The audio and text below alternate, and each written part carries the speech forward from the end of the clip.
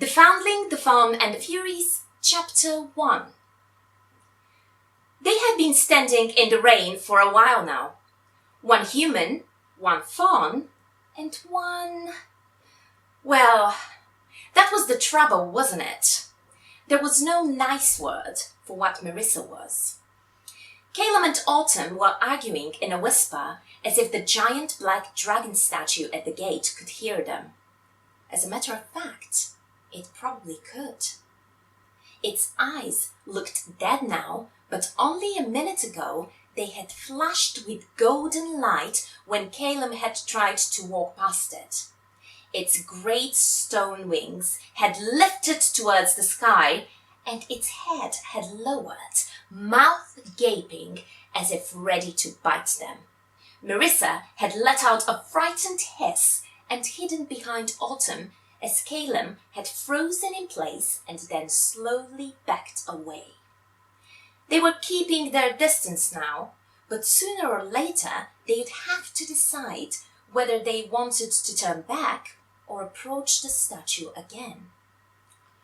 "It just wants us to follow instructions," Caleb said, pointing to the statue's chest where words were carved into the stone, glowing faintly with magic in the darkness of the rainy night. "Come, guest, and place your arm inside my mouth. I'll read your mind, your body, and your soul. I'll tell you what you know and what you need to know, the things you have and those you are without. No evil thing shall walk inside these gates. While who you are may lead you through this door, who you become may open many more, yet for the wicked, punishment awaits." "I am not putting my arm inside that thing," Autumn insisted, "and neither are you or Marissa." She looked at her younger sister, who had wrapped herself tightly in her soaked cloak, completely obscuring herself from view. "Especially Marissa." Caleb had to draw himself up to match her height. Autumn was the tallest. Approaching her 17th summer, she had just reached that age in a female faun's life when she wasn't fully grown, but you couldn't quite call her a little doll anymore. The fur covering her legs had begun to darken from beige to brown, and the horns twisting back from her head had grown too big to easily hide. Under her hood, her eyes were a bright amber, and long strands of hair, all the colors of autumn leaves, hung around her face, dripping with rain. Beneath her robe, her tail twitched, and her cloven hoofs made tapping noises as she shifted restlessly from foot to foot. Autumn worried more than was good for her, Caleb thought. Then again, this was her first time so far away from her herd's forest dwellings. Fauns were a notoriously reclusive and secretive race, and although Autumn herself had come to resent this reclusiveness, it was how she had grown up, distrusting the world. Nevertheless, Caleb was growing impatient. "Well, it won't let us in unless we pass whatever test this is, so what do you propose we do? Drown like rats out here in this rain or wait for someone to catch up to us? Your folk or mine, it will be equally bedtime." He raised his one visible eyebrow. His other eye was covered by an eye patch, which somehow made him look like he was always winking. Normally, Autumn found his lightheartedness charming, but right now she wanted to smack him. She was sure her fears were not unfounded. He did, however, have a point. Her folk was her herd, and they'd probably be quite keen on bringing her back. Bringing her back without her sister. She didn't want to imagine what they would do to Marissa.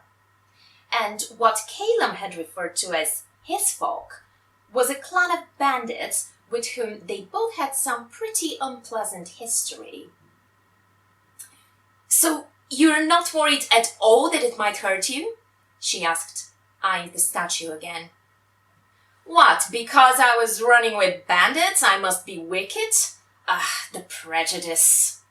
Autumn rolled her eyes. Well, I know you're not, but we don't know what whoever enchanted the statue considered wicked.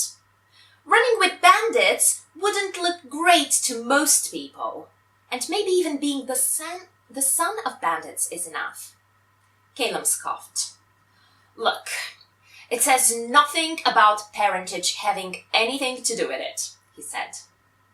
It doesn't say that it doesn't, Kale. It's just a cryptic poem.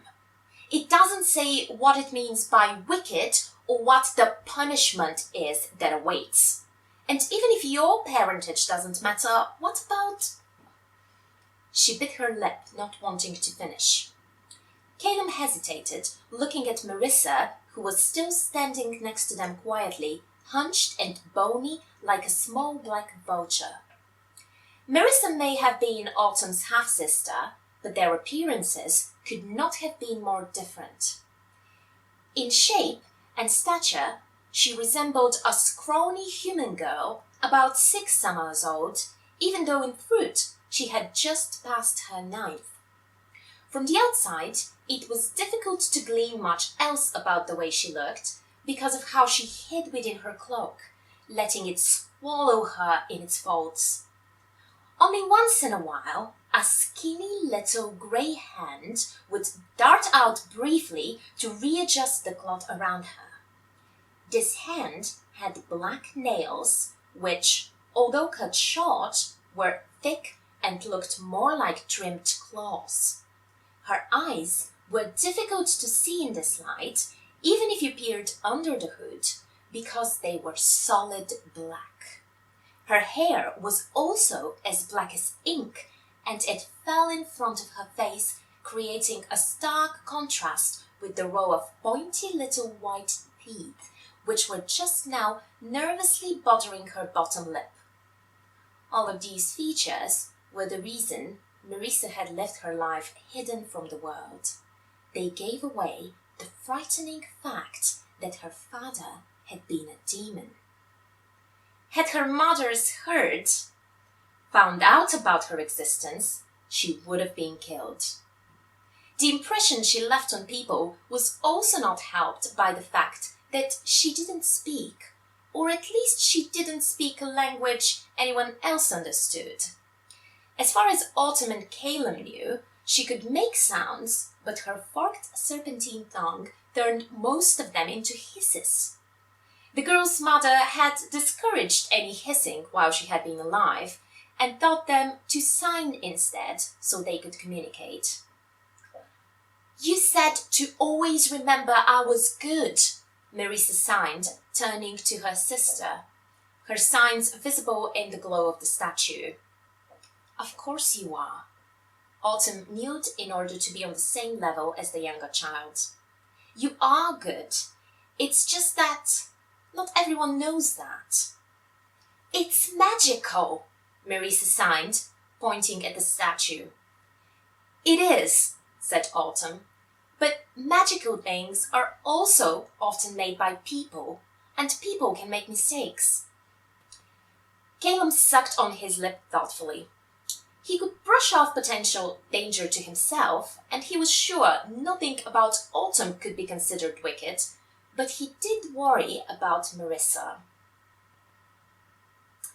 Look, I'll do it, he said. I'll see if I can get it to let me in, and if it does, I'll speak to the people inside, see if there's another way to enter. You stay with Marissa. Autumn whipped around, straightening from where she had been kneeling on the ground. What? No, wait, Calum, I don't think this is a good idea. But Calum was already approaching the statue, his arm outstretched. Don't worry, he called over his shoulder. We're pals, this dragon and I. Look! He moved forward until his arm had disappeared entirely inside the gaping mouth. There was a moment of stillness. Then the dragon's eyes glowed, and its stone wings flapped. It closed its jaws.